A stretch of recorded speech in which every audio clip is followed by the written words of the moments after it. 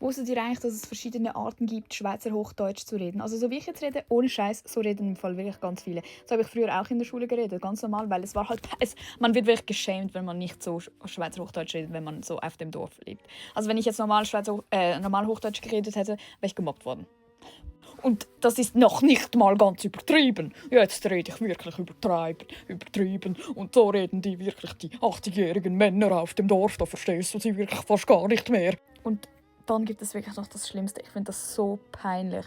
Unser öffentliches Hochdeutsch.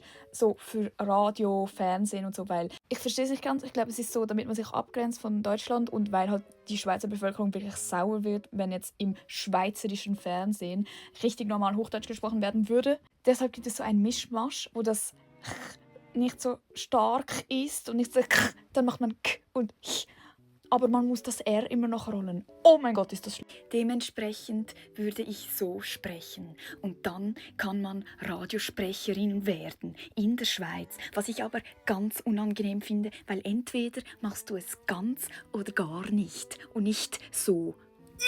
Dann gibt es noch so, wie ich in der Schule rede mit meinen Schülerinnen und Schülern. Das ist so halb. Ich muss mich hineinversetzen. Ja, ich glaube, ich rede so mit ihnen. Hey, findest du das nett, dass du so mit ihm geredet hast? Nein, das macht man nicht.